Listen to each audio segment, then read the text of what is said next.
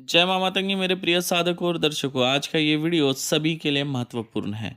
हमारे साथ कई तरह के साधक जुड़े हुए हैं जो पूर्ण भी है और कुछ अपूर्ण है। अपूर्ण मतलब जो अभी सीख रहे हैं। तो ये उन सभी के लिए महत्वपूर्ण वीडियो है। और जो दर्शक हमारे साथ जुड़े हुए हैं, जो हमारे वीडियो को देखते हैं, उनके लिए भी ये महत्वपूर्ण है, क्योंकि इस वीडियो से उनका आध्यात्मिक ज्ञान बढ़ेगा, नया नॉलेज उनको पता चलेगा। आज का जो वीडियो है ये है तिलक के ऊपर। आपने अक्सर तिलक के बारे में सुना होगा। तिलक से वशीकरण होता है, मोहिनी होती है। जैसे किसी का कोई ऑफिस में काम रुका हुआ है तो वो कुछ विशेष क्रियाओं से सिद्ध करके तिलक लगा के जाता है, तो जिस ऑफिसर से उसका काम होता है वो निकल जाता है ना। या किसी को मोहित करना होता है तो लोग तिलक लगा लेते हैं, या माता बहनें तिलक लगा लेते हैं तो पुरुष उनकी तरफ आकर्षित होता है, या फिर पुरुष की तरफ महिला आकर्षित होती हैं। और इसका जो है बड़ा महत्व है। कई बार तिलक जो है उच्चाटन क्रियाओं में भी इस्तेमाल किया जाता है, कभी विदेशन क्रियाओं में भी उपयोग किया जाता है, यहाँ तक मारन क्रियाओं में भी तिलक का उपयोग किया जाता है। लेकिन वो बहुत ज़्यादा उग्र होता है, तो उस बारे में तो हम बात ही नहीं कर रहे हैं। तो हमारा नॉलेज है तिलक के बारे में। तिलक का साधना से क्या संबंध है ये जरूरी है, सुन लीजिए। चाहे आप तामसिक क्रिया कर रहे हो, चाहे सात्विक क्रिया कर रहे हो, दोनों ही क्रियाओं में, दोनों ही साधनाओं में तिलक लगाना अति आवश्यक है। देखिए, जो आप तामसिक क्रियाएं कर रहे हैं उसमें ज़्यादातर जो है काले कलर का तिलक लगाया जाता है। कुछ विशेष क्रियाएं होती है तामसिक में जिसमें लाल कलर का जो है तिलक लगाया जाता है, और पीले कलर का भी तिलक लगता है, वो बहुत कम होता है। लेकिन तामसिक क्रियाओं में ज़्यादातर अक्सर देखा जाए तो काले कलर का तिलक लगता है। बाकी जो सात्विक साधनाओं में जो है कुंकू का, सिंदूर का तिलक लगता है, और ये अति आवश्यक है। अगर आप तिलक नहीं लगाते हैं तो आपकी साधना सफल नहीं होगी, क्योंकि बिना तिलक लगाए कोई भी पूजा पाठ का फल इंसान को प्राप्त नहीं होता है। चाहे आप पूजा पाठ क्यों ना कर रहे हो, अगर आपने माथे पर तिलक नहीं लगाया है तो उसका फल आपको प्राप्त नहीं होगा। ठीक है। अगर आपने माथे पर तिलक नहीं लगाया है, अगर आप कोई साधना कर रहे हैं तो साधना सफल नहीं होगी। आपका मंत्र भी सही होगा, आपकी मेहनत भी सही होगी, आपने सही तिथि पर, सही समय पर आपने साधना की होगी, उसके बावजूद आपकी साधना असफल हो जाएंगी। और ये गलती हमारे कई साधकों ने की होगी और हमारे कई दर्शकों ने की होगी। बिना तिलक लगाए अगर आपने साधना की होगी तो असफल हुआ होगा, तो उसके पीछे ये एक बहुत बड़ा कारण हो सकता है। उसके बाद दूसरा एक कारण ये भी हो सकता है कि आपने सिद्ध आसन न लिया हो। देखिए, आसन दो तरह का होता है, एक सिद्ध और एक ऐसा ही आपने मार्केट से खरीद लिया। मार्केट से जो आसन खरीद लिया वो सिद्ध नहीं होता है, और जब आपका आसन सिद्ध नहीं होगा तो आप जो भी मंत्र जाप करेंगे वो सीधा धरती माता को प्राप्त हो जाएगा। मतलब सिद्ध आसन न होना मतलब आसन का होना या न होना के बराबर है। अगर आपके पास सिद्ध आसन है तो वो जो मंत्र जो आप जाप कर रहे हैं या जो साधना कर रहे हैं, उसके जाप को, उसके शक्ति को धरती माता को खींचने नहीं देगा, उससे वो रोकेगा। समझ गए आप लोग? आप लोग एक बात तो जानते हैं कि धरती माता में गुरुत्वाकर्षण है। मतलब अगर हम कोई भी चीज़ ऊपर फेंकते हैं तो धरती माता अपनी तरफ खींचती है। ठीक उसी आकर्षण के तरह धरती माता जो है हमारे मंत्र जाप को, हमारे क्रियाओं के शक्ति को, बल को खींच लेती है। इसीलिए आसन अति आवश्यक है। आसन केवल आसन नहीं, सिद्ध आसन होना चाहिए। तो हमारे दरबार में जो है सिद्ध आसन मिलता है, और इस वक्त नहीं है। देखिए, हमारे यहाँ एक बात है, अगर आसन है, सिद्ध है, तो ही हम आपको देंगे। मतलब आसन बेचना है ये हमारी सोच नहीं है, मतलब पैसा कमाना है ये हमारी सोच नहीं है। अक्सर हमारे पास साधक आते, दर्शक आते, बोलते गुरुजी आसन दो, तो हम सीधा बोलते अभी आसन नहीं है, जब आएगा तब आपको दिया जाएगा, जब सिद्ध करेंगे तब देंगे। बेचना है तो ऐसे कई आसन मार्केट से खरीद कर लाकर हम आपको दे सकते नहीं। हमारा आसन आप देखिए, जिन साधकों ने हमारा आसन लिया होगा उनको पता है कि हमारा जो आसन है हैंडमेड बनाया हुआ है। मतलब आसन के अंदर ऊपर से आसन होता है, बीच में कुश का आसन होता है, उसके ऊपर भी आसन होता है, और उसमें कुछ विशेष प्रकार से कुछ क्रियाएं होती है। अब ये सब बातें हम बता नहीं सकते, लेकिन जिनके पास हमारे आसन है वो साधक दर्शक जानते हैं कि कि अघोर मार्ग का आसन कैसा होता है, आसन का सही महत्व क्या होता है, ये हमारे शिष्य जानते हैं जिनके पास काले कलर का सिद्ध आसन होगा। ठीक है, तो चलिए हम आज बात करते हैं तिलक के बारे में। साधनाओं के बारे में किसी दिन विस्तार से बात करूंगा। साधना असफल होने के क्या क्या कारण हो सकते हैं और उसमें से आप क्या क्या गलती कर रहे हैं ये आपको खुद समझ में आ जाएगा। तो उसके लिए हम किसी दिन लाइव सेशन रखेंगे और लाइव सेशन में आपको सारी जानकारी देंगे। आज तो हमारा विषय है तिलक। तिलक कैसे लगाया जाता है, तिलक के कितने प्रकार होते हैं, हर तिलक के अलग अलग मंत्र होते हैं, सभी तिलक के सिद्ध मंत्र दूंगा। किस समय कौन सा तिलक लगाना चाहिए, किस तिलक का क्या महत्व है, आज मैं कौन सा तिलक आपको देने वाला हूँ, कौन से तिलक का मंत्र देने वाला हूँ, उस बारे में हम आगे बात करते हैं वीडियो में। देखिए, जो भी साधक जब साधना करते हैं, जो उनका साधना काल होता है 5 दिन 10 दिन या महीने भर का जो भी हो, उस साधना काल के दौरान याद रखिए जब भोजन भी जब साधक करता है तो माथे पर तिलक लगा होना चाहिए, नहीं तो दोष लगता है और इसका सीधा असर आपके साधना पर पड़ता है। याद रखिए, ये बातें आपको इसलिए डीपली बताई जा रही है ताकि आप इसको सही तरीके से करें और अपने जीवन में जो है साधना में आप लोग सफल हो सके और एक सफल साधक बन सकें। देखिए, विषय तो काफ़ी बड़ा रहता है और विषय इतना रखना बड़ा मुश्किल हो जाता है क्योंकि वीडियो काफ़ी लंबा बन जाता है और लोग देखना पसंद नहीं करते, तो शॉर्टकट में बताना होता है और शॉर्टकट में जो है पूरी जानकारी प्राप्त नहीं हो पाती है।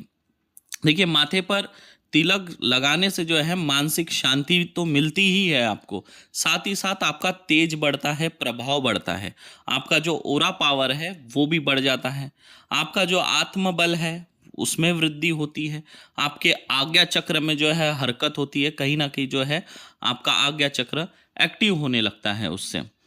और जब भी याद रखिए, अगर आप तिलक का चंदन लगाते हैं तो तिलक का चंदन जो है आपको मानसिक शांति देता है, सर ठंडा रखता है आपका और सकारात्मक प्रभाव पड़ता है चंदन के तिलक से।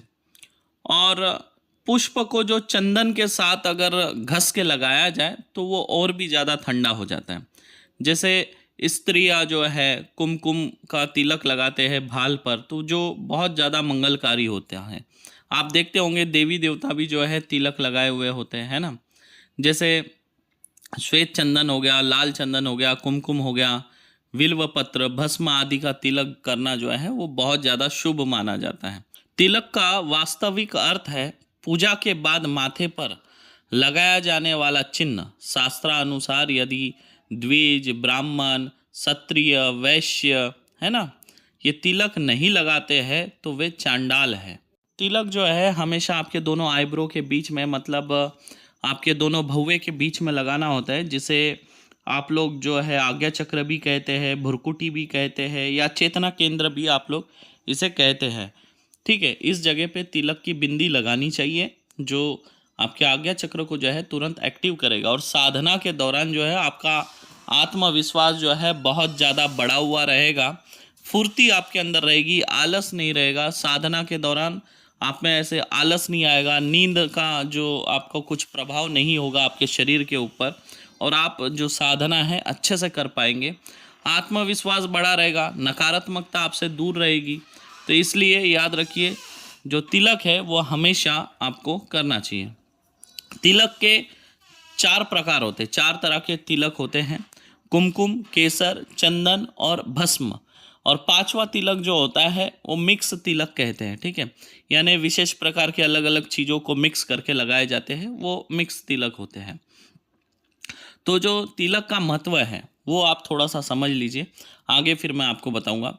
जो भी व्यक्ति बिना तिलक लगाए भोर या संध्या के समय हवन करता है तो उसको इसका फल जो है प्राप्त नहीं होता। चंदन का तिलक लगाने से पापों का नाश होता है, व्यक्ति संकटों से बचा हुआ रहता है, जो संकट आते हैं ना उससे वो बचा हुआ रहता है, उस पर लक्ष्मी की हमेशा कृपा बनी रहती है। लेकिन याद रखिए, चंदन के साथ अगर थोड़ा केसर मिलाकर लगाया जाए तो लक्ष्मी माता की सही में उस व्यक्ति के ऊपर कृपा रहती है।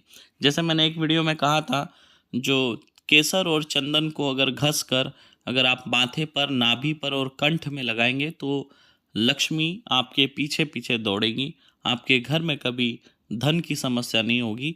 इसे एक बार आप जरूर आजमा कर देखें। ये मेरा परीक्षित प्रयोग है, मैंने कई लोगों को दिया और उनके जीवन में यही असर मुझे देखने मिला। तिलक लगाने से आपकी याददाश्त जो है वो भी बढ़ती है, जिसे भूल जाने की आदत है, छोटी छोटी बात जो भूल जाता है, कोई चीज़ कहीं रख के भूल जाते हैं, तो वो याददाश्त जो है उसकी बढ़ेगी, तो भूलने वाली बीमारी दूर हो जाएगी। अगर तिलक को जो है अलग अलग वार को अगर लगाया जाए अलग अलग मंत्रों से, तो अलग अलग वार अनुसार जिस ग्रह का जो वार है उस हिसाब से उस ग्रह की उसको कृपा प्राप्त होती है। तो याद रखिए, तिलक अवश्य लगाइए अगर आप साधना में सफल होना चाहते हैं तो। तिलक लगाने के वैसे शरीर पे जो है 12 स्थान होते हैं, ठीक है। जैसे हृदय के पास आप तिलक लगा सकते हैं, दोनों बाजुओं पर, नाभि पर, पीठ पर, दोनों बगल पर, सिर पर, मस्तक पर, गले पर, है ना, माथे पर। इस तरह से जो है तिलक के टोटल 12 स्थान होते हैं। तो 12 स्थानों पर तिलक लगाया जाता है। साधना काल पे अगर 12 स्थानों पे लगाते तो अति उत्तम है। अगर 12 स्थान पे आप नहीं लगा सकते तो माथे पर तो तिलक जो है आपका लगा होना अति आवश्यक है। देखिए, चंदन का तिलक लगाने से चंदन जो है ना आपके दिमाग को ठंडा रखता है, और दिमाग अगर आपका ठंडा होगा तो कई तरह के आप परेशानियों से भी बचे रहोगे। कई बार ऐसा होता है, कई ऐसे विवाद होते हैं जिसमें इंसान का चुप रहना अति आवश्यक हो जाता है, लेकिन इंसान जो है आवेग में आके, क्रोध में आके कुछ बोल जाता है या कुछ कर जाता है जो उसे बाद में बहुत महंगा पड़ता है। इसीलिए दिमाग को ठंडा रखने के लिए संयमता बरतने की अति आवश्यकता होती है। संयमता तब आप बरत सकते हैं जब आपकी सोचने समझने की क्षमता तीव्र हो, और तीव्र तब होगा जब आपका दिमाग ठंडा होगा। तो ठंडा रखने के लिए चंदन जो है अति उपयोगी है। याद रखिए, इंसान खुद के मुसीबतों के पीछे 80% खुद उस इंसान का हाथ होता है। कई तरह की मुसीबत इंसान चाहे तो टाल सकता है चुप रहकर। याद रखिए, चंदन का तिलक लगाने से और क्या फ़ायदा होता है वो मैं आपको बता दूं। चंदन का तिलक अगर आप माथे पर लगाते हैं तो दिमाग में जो है ना सेराटोनिन और बीटा एंडोफरिन नाम का जो स्राव है वो संतुलित तरीके से होता है, जिससे मनुष्य के, इंसान के शरीर में जो है उदासी जो रहती है, आलस्य जो रहता है वो दूर होता है, और मन में जो है ना उत्साह बढ़ जाता है। जैसे कुछ भी करने का है उसका उत्साह बढ़ेगा, नकारात्मकता दूर होगी। आपके मन में ये विचार नहीं आएगा नहीं मैं ये नहीं कर सकता, आपके मन में यही विचार आएगा अरे मैं कर लूँगा, आसानी से कर जाऊँगा। तो सकारात्मकता जो है ना वो बढ़ जाती है। वैसे तिलक जो है कई प्रकार के होते हैं, कई प्रकार से तिलक लगाए जाते हैं। आज जो हम तिलक के बारे में बात करने वाले हैं वो है सांक्त तिलक, ठीक है। सांक्त तिलक जो है एक गोल बिंदी होती है, दोनों आईब्रो के बीच में आगे चक्र पर लगाई जाती है, और इसका स्वयं सिद्ध मंत्र मैं दे रहा हूँ। सांक्त तिलक जो है आप साधना में भी लगा सकते हैं और हमेशा डेली रूटीन पे भी लगा सकते हैं, और इसके अलग अलग मंत्र प्रयोग है। अगर आपको चाहिए होगे तो मैं दूंगा, और बाकी तिलकों पर भी दूंगा। आज जो मैं तिलक दे रहा हूँ इसे आप डेली वाइज भी लगा सकते हैं, यानी रोज भी लगा सकते हैं इस मंत्र से सिद्ध करके, और इस तिलक को आप साधना काल में भी लगा सकते हैं। याद रखिए, तिलक कैसा लगाया जाता है। अपने बाएं हाथ के मध्य में तिलक की डिबिया रखेंगे, है ना, जो सिंदूर होगा या चंदन होगा उसकी डिबिया रखेंगे, और अपने अनामिका उंगली से उस सिंदूर के ऊपर ऐसे हाथ घुमाते रहेंगे, और ये जो मंत्र है स्वयं सिद्ध मंत्र, इसको पढ़ते रहना है और उसमें सिंदूर में हाथ घुमाते रहना है या चंदन में हाथ घुमाते रहना है। 3 बार मंत्र बोलेंगे, 3 बार फूंक मारेंगे, उसके बाद जो है आप अपने आज्ञा चक्र के ऊपर तिलक करेंगे, तो ये आपका जीवन बदल देगा। याद रखिए, हर तरीके से, सांसारिक तरीके से, भौतिक तरीके से, शारीरिक तरीके से, आत्मिक तरीके से, हर तरीके से आपका जीवन बदल देगा।